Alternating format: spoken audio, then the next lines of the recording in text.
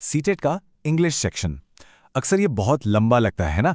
ऐसा लगता है कि बस पढ़ते ही चले जाओगे। पर क्या हो अगर इसे हल करने का एक स्मार्ट तरीका हो। देखिए, सही स्ट्रैटेजी के साथ यही सेक्शन एक सीक्रेट वेपन बन सकता है। यहां हम जानेंगे कि कैसे इसमें आसानी से मार्क्स स्कोर किए जा सकते हैं। तो चलिए अगले 5 मिनटों में ग्रामर और पैराग्राफ के लिए कुछ ऐसे जबरदस्त ट्रिक्स देखते हैं जो एग्जाम में ना सिर्फ समय बचाएंगे बल्कि नंबर भी पक्के करेंगे। चलिए शुरुआत करते हैं ग्रामर शॉर्टकट से। ये वो जरूरी ट्रिक्स हैं जो सीटेट में बार बार पूछे जाने वाले सवालों पर सीधे निशाना लगाती हैं। सब्जेक्ट वर्ब अग्रीमेंट, ये सीटेट एग्जामिनर्स का आप कह सकते हैं एक पसंदीदा टॉपिक है। इसका सीधा सा नियम है, वर्ब हमेशा मेन सब्जेक्ट के हिसाब से लगेगा, बीच में आने वाले शब्दों से इसका कोई लेना देना नहीं है। इस उदाहरण को जरा ध्यान से देखिए। A group of teachers is coming. ज्यादातर लोग टीचर्स देखकर आर लगा देते हैं, पर वो गलत है। यहां हमारा मेन सब्जेक्ट अ ग्रुप है जो कि सिंगुलर है, इसलिए वर्ब भी इज ही होगा।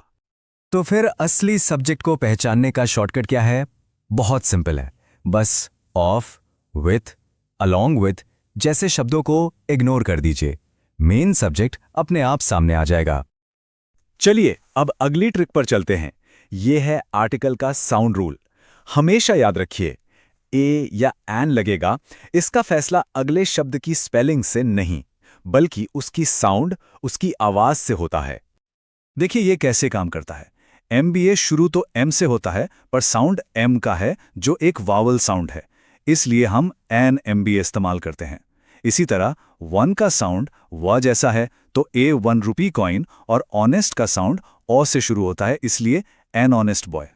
एग्जाम के प्रेशर में अगर कोई कंफ्यूजन हो तो एक आसान सा हैक है, उस शब्द को मन में बोल कर देखिए। सही आर्टिकल क्या होगा ये खुद ब खुद पता चल जाएगा।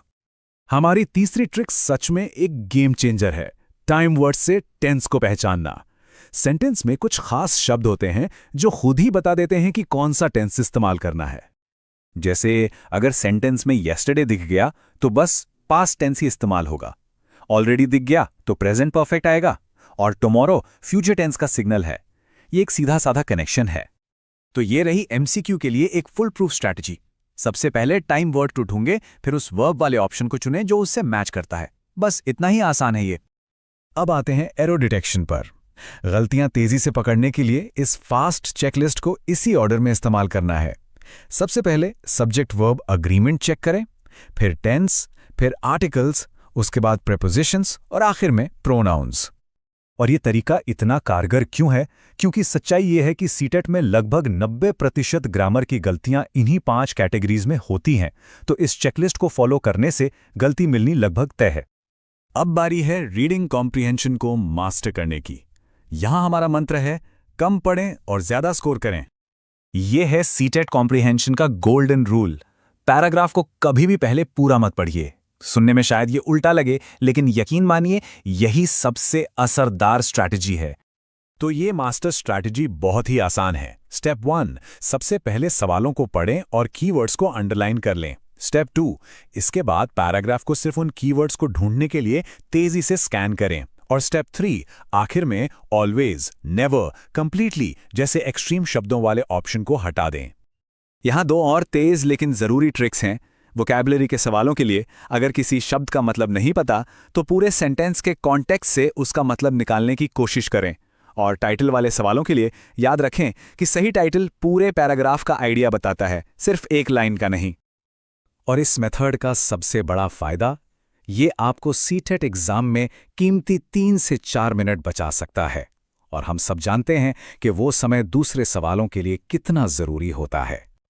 तो इस पूरी चर्चा का सार यही है कि इन स्मार्ट ट्रिक्स को अपनी तैयारी का हिस्सा बनाना ही सिलेक्शन का रास्ता खोलता है। हमेशा याद रखिए, लंबे चौड़े पैराग्राफ पढ़ने की जगह अगर स्मार्ट ट्रिक्स अपनाई जाएं तो सीटेट इंग्लिश में आसानी से नंबर बटोरे जा सकते हैं और सिलेक्शन पक्का किया जा सकता है। तो आखिर में एक सवाल सबके लिए, इन स्मार्ट ट्रिक्स में से कौन सी ट्रिक एग्जाम वाले दिन सबसे ज्यादा समय बचाएगी? इस पर सोचिए और अपनी खुद की एक स्ट्रैटेजी तैयार कीजिए।